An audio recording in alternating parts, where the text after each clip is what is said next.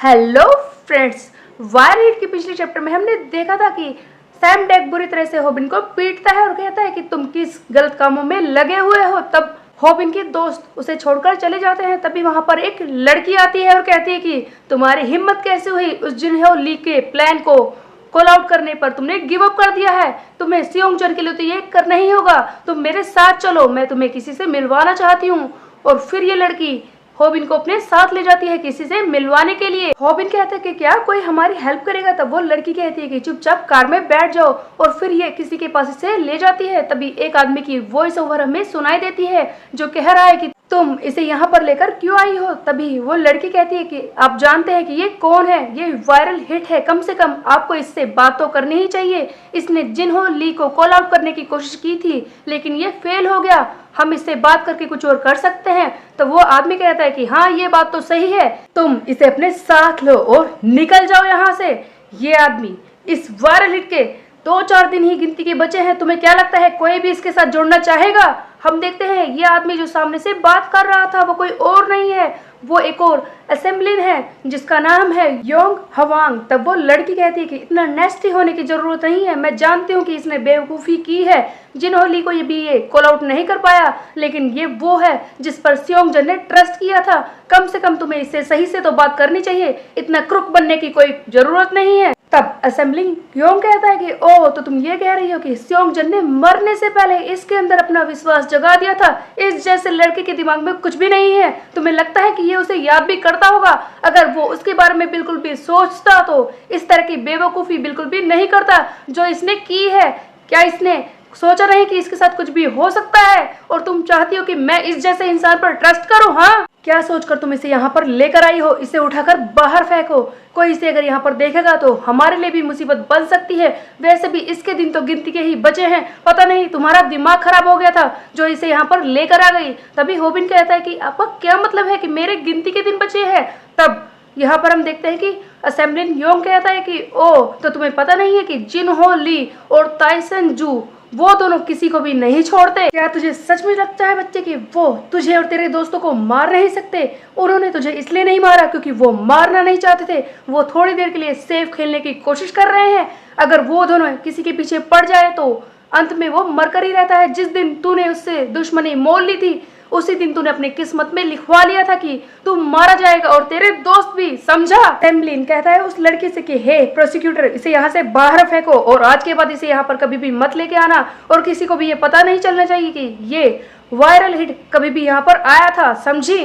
तभी होबिन कहता है कि प्लीज हमारी मदद करो, हमें आपकी हेल्प चाहिए। असेंबलिंग योंग कहता है कि क्या मैं तेरी हेल्प करूं? तब होबिन कहता है कि हाँ, मुझे मदद चाहिए, मुझे अपने दोस्तों को बचाना है। मेरे दोस्तों की इसमें कोई भी गलती नहीं है, उन्होंने वही किया जो मैंने उनसे करने के लिए कहा था। वो बिना बात के ही मुसीबत में फंस चुके हैं, मैं उनकी जिंदगी को और ज्यादा खतरे में नहीं डाल सकता, आपको मेरी मदद करनी होगी। तभी ये असेंबलिंग योंग कहता है कि इस लड़के को लगता है कि ये सब कुछ कर सकता है, लगता है ये तो भ्रम में जी रहा है कि ये सब कुछ कर पाएगा, मैं तेरी मदद नहीं करने वाला लड़के। तब होबिन कहता है कि ठीक है, फिर मैं जाऊंगा ताइसन जू के पास।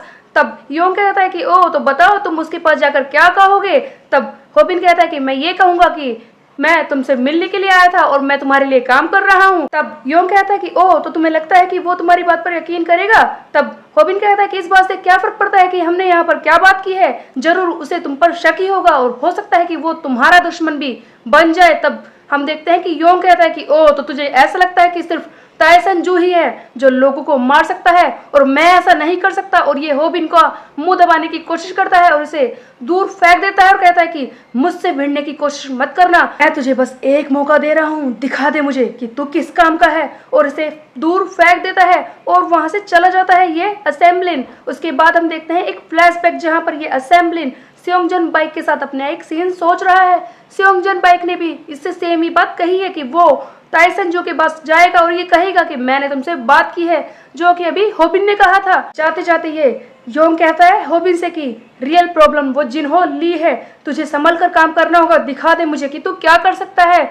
और सोच भी रहा है मन में कि सियोंगजन बाइक, तूने मेरे पास एक लिटिल फनी पंक को भेजा है, पता नहीं तूने इसे कैसे ढूंढ लिया और वो वहां से चला जाता है। उसके बाद हम एक और फ्लैशबैक सीन देखते हैं जहां पर वो लड़की सोच रही है अपनी पुरानी चीजों के बारे में, जहां पर ये लड़की जो कि एक प्रोसिक्यूटर है, इसके सामने खड़ा होता है सियोंगजन बाइक जिसने अपने खुद के ही केस को डिफेंड किया था। और ये लड़की सोच रही है कि क्या मैं इससे हार गई, इसने लॉ कहाँ से पढ़ना सीखा, ये एक याकुजा का मेंबर है फिर भी ये मेरे सामने खड़ा हो गया।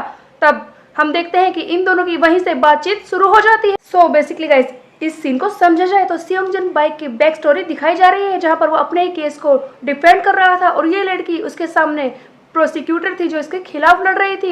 यहीं से इनकी दोनों की बातें स्टार्ट हो जाती हैं। सियोंगजन बाइक इससे कहता भी है कि तुम मेरे सामने हार गई हो, तुम्हें क्या लगता है कि एक याकुजा के मेंबर ने तुम्हें हरा दिया, तुम्हें ये इंसल्ट फील नहीं होती? हाँ, इसी सीन में आगे हम देखते हैं वो लड़की कहती है कि ओ तो तुझे ये लगता है कि तू याकुजा का मेंबर होने के साथ बहुत ही ज्यादा ग्रेट है। तब सियोंगजन कहता है कि ओह लगता है तुम तो मेरी तारीफ मेरे मुंह से ही बुलवाना चाहती हो, तुम्हें क्या लगता है? तब ये लड़की और भी ज्यादा चिढ़ जाती है। उसके बाद प्रेजेंट क्या एक सीन देखते हैं जहां पर ये होबिन जो इसकी गाड़ी में पीछे सो रहा है उसके बारे में कहती है कि सियोंगजन पता नहीं तुमने इस लिटिल पंक को कहां से ढूंढा है, क्या तुम सीरियस हो कि तुमने इस पर विश्वास किया है? ये बेवकूफ मुझे इतना अनॉय कर रहा है, मैं इसे मार दूंगी। उसके बाद हम एक और सीन देखते हैं जहां पर हम देखते हैं गियोल हैन की वॉइस ओवर जो कह रही है कि मैं हूँ गियोल हैन, 17 साल में आज पहली बार कुछ ऐसा हुआ है कि मैं बिल्कुल बोर हो चुकी हूँ। तभी डोर बेल बजती है, गियोल भागकर देखती है कि कौन आया है। सामने होबिन खड़ा होता है जिसका गियोल मजाक उड़ाने लगती है और कहती है कि हे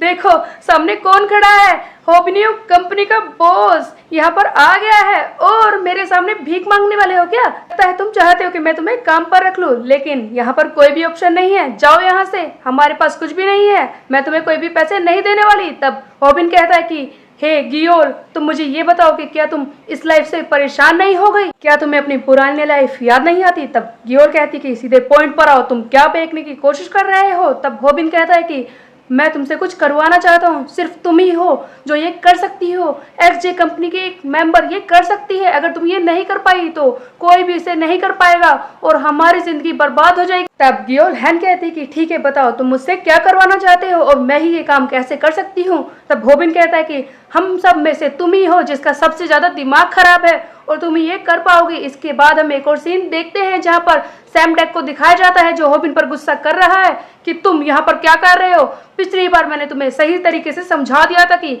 मेरे सामने बिल्कुल भी मत आना, यहाँ पर किस लिए तुम आ गए हो? मैंने तुझसे कहा था ना अगर तू फिर से मेरी बेटी गायल के पीछे आया तो मैं तुझे मार दूंगा। तब होबिन कहता है कि मैं गायल से मिलने के लिए नहीं आया हूँ, मैं आपसे मिलने के लिए आया हूँ। जिस पर सैम डेक कहता है कि क्या मुझसे तुझसे कोई भी बात नहीं करनी है, गेट लॉस्ट, मैं तुझे सब कुछ पहले ही समझा चुका हूँ, अगर तूने फिर से मेरी बेटी को डेंजर में डाला तो मैं तुझे आखिरी वार्निंग दे रहा हूँ, मैं तेरे टुकड़े टुकड़े कर दूंगा, अपने हाथों से निकल जा यहाँ से, मेरे आंखों के सामने से निकल जा। और दरवाजे को बंद करने की कोशिश करता है। तभी हम देखते हैं कि होबिन अपने हाथों से दरवाजे को रोकता है और कहता है कि मैं आपसे बात करना चाहता हूँ। सैम डेक कहता है कि आगे बोलने की कोशिश मत करना।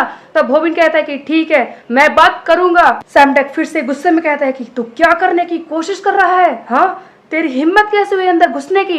तब होबिन कहता है कि मुझे आपकी हेल्प चाहिए, मैं जान गया हूँ कि वो लोग फिर से जरूर आएंगे, मुझे सचमुच आपकी हेल्प चाहिए मास्टर। तो क्या इस बार सैम डेक होबिन की हेल्प करने के लिए और उसकी ट्रेनिंग करने के लिए तैयार हो जाएगा? Let's find out in next chapter. तब तक के लिए मेरे चैनल को सब्सक्राइब कर ले, बेल के आइकन को कर दे प्रेस। फिर मिलता है, बाय बाय।